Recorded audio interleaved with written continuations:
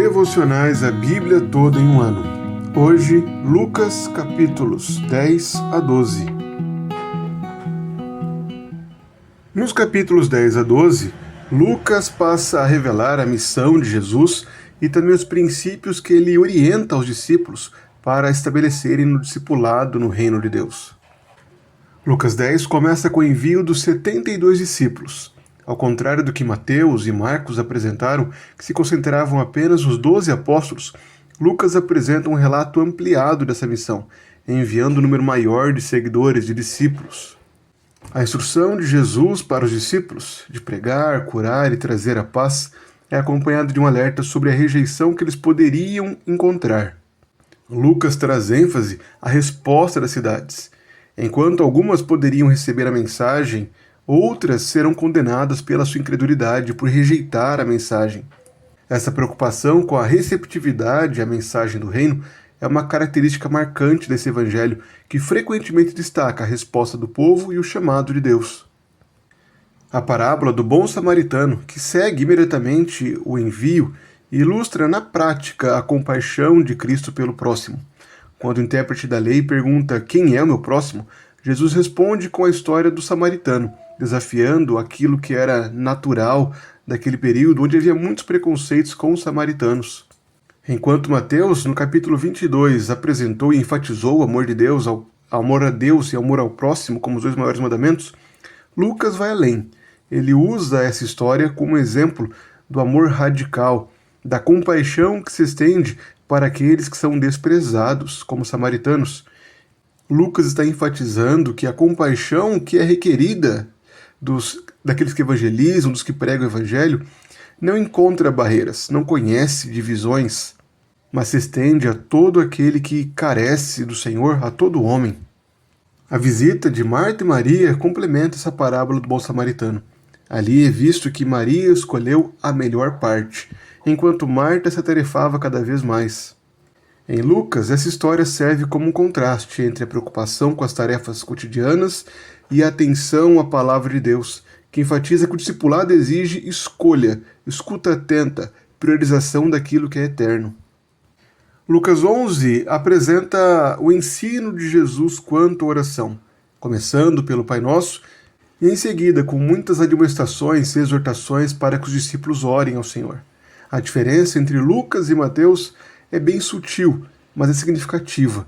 Em Mateus, o foco está na santificação do nome de Deus e no desejo pela vinda do reino, enquanto Lucas simplifica o pedido e coloca uma ênfase maior na confiança em Deus como Pai. É por isso que logo em seguida Jesus incentiva a persistência na oração usando a parábola do amigo importuno. Em seguida, Lucas muda o foco e começa a mostrar as acusações que faziam a Jesus de que ele expulsava demônios e essa autoridade vinha de Beelzebu. Essa acusação prepara o caminho para as acusações e advertências de Jesus com relação aos fariseus e escribas. Jesus passa a criticar a hipocrisia religiosa, que se preocupava com muitos sinais externos, mas não se preocupava com a necessidade de um coração puro de verdadeira justiça.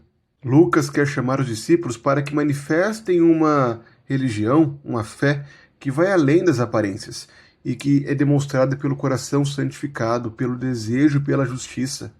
O início do capítulo 12 serve de ponte. Ele adverte os discípulos: cuidado com o fermento dos fariseus, que é a hipocrisia. E a partir disso passa a desafiar os discípulos a viver de forma fiel, de forma íntegra, sincera, sem medo dos homens, mas com temor ao Senhor, a Deus, que tem poder não somente sobre a nossa carne, mas também sobre a nossa alma. Jesus também adverte contra a avareza na parábola do rico insensato, lembrando os discípulos de que a vida não consiste na abundância de bens, mas em um coração voltado para Deus. Lucas conclui exortando os discípulos à vigilância, onde os discípulos são chamados a estar preparados para a volta de Cristo. Nesses capítulos, Lucas mostra que os discípulos são chamados não somente a aprenderem de Cristo, mas também a serem enviados para ensinar, a serem missionários, comprometidos com a proclamação do reino de Deus.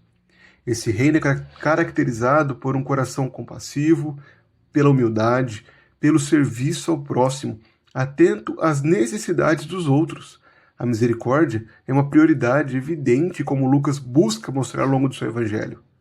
Porém, Lucas também nos chama para darmos prioridade à palavra do Senhor. Devemos agir dando prioridade para o Senhor ao invés das muitas tarefas que nos cercam. A partir disso, Lucas nos mostra que seguir a Cristo é mais do que praticar uma religião, é mais do que seguir rituais, é uma vida de relacionamento com Deus. O chamado à oração não é apenas um chamado para cumprirmos tarefas e termos um tempo de oração no dia a dia, mas sim é o chamado para cultivarmos um relacionamento com o Pai. Mas Lucas não faz isso antes de exaltar a Cristo. Na verdade, toda a instrução que ele dá está pautada na realidade de que Jesus é o Senhor compassivo, é aquele que é misericordioso para alcançar aqueles que estão afastados do convívio, aqueles que são desprezados. Aquele que nos chama a orar ao Pai é também quem nos ensina a como orar, a vivermos em dependência de Deus. Ele não somente nos envia, mas é Ele quem nos capacita a cumprirmos a nossa missão. E nos lembra que devemos fugir da hipocrisia e praticar uma fé sincera. Ele é o grande Rei que nos chama a proclamarmos o seu reino. Portanto, a partir desses textos, devemos reconhecer a nossa missão. Não somos chamados apenas para proclamarmos o Evangelho da boca para fora. Não somos chamados apenas para cumprirmos com o nosso checklist, com nossas tarefas como cristãos, mas sim para vivermos a nossa missão como igreja, como crentes, chamados por Cristo a testemunhar com compaixão e humildade. Cristo nos chama a amar o próximo, sem distinção, sem olharmos para a aparência, e assim priorizarmos a nossa relação com Deus através do discipulado, do ensino do nosso próximo.